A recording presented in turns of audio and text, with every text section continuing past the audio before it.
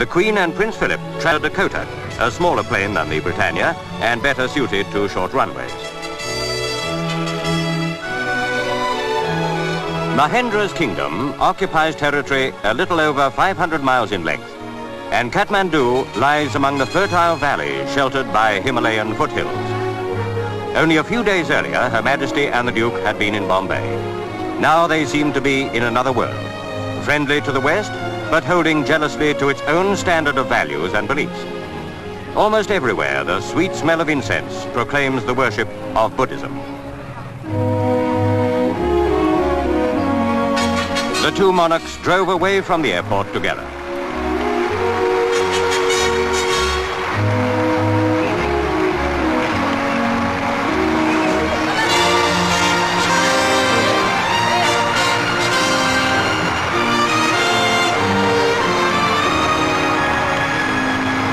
Prince Philip was accompanied by Queen Ratna.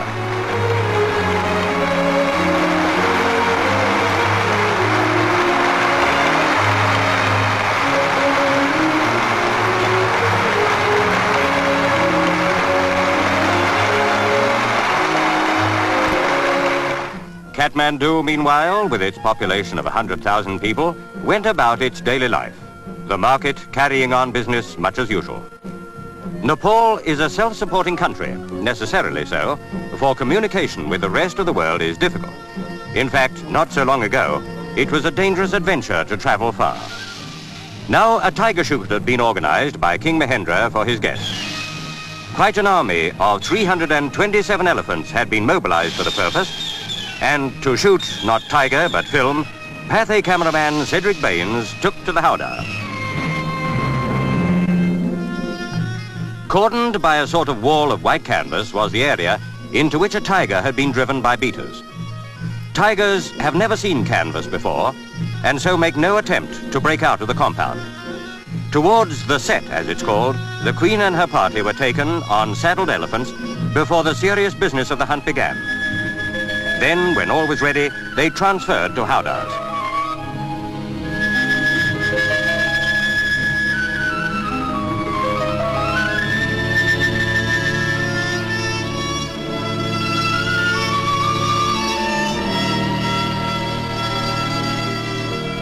This is a land whose people have always lived under the menace of marauding tigers. The technique of hunting them, to keep their numbers within as safe bounds as possible, was perfected long ago.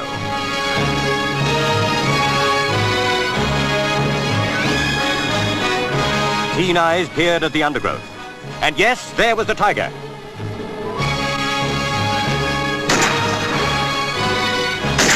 As the Duke had a whitlow on his trigger finger, the tiger was not royally slain. Nor was it even shot by the Foreign Secretary, who had an off day. However, Rear Admiral Bonham Carter and Sir Michael Erdeen between them put an end to the beast. The tigress measured 8'8".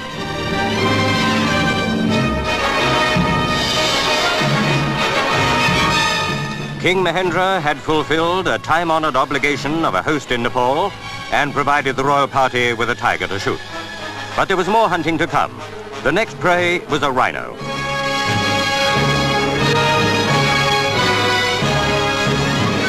The Queen spotted the huge beast, though it was almost completely hidden.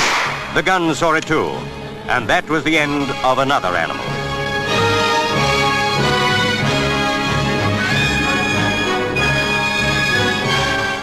Nepal is the land of the Gurkhas, and at Pokhara, 200 veterans of world wars waited at the airfield to be presented to Her Majesty. In any company, Gurkhas are superb fighting men. The VC is proudly worn by Captain Lal Bahadur Thapar, won in Tunisia.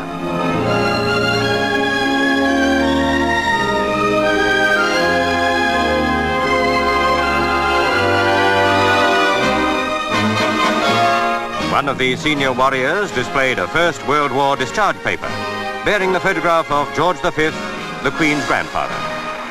Great Britain can never adequately acknowledge her debt to the valiant Gurkhas. It was, unfortunately, now time for Her Majesty to bid goodbye to Nepal. With a host of most pleasant memories, she and the Duke left the romantic kingdom of King Mahendra.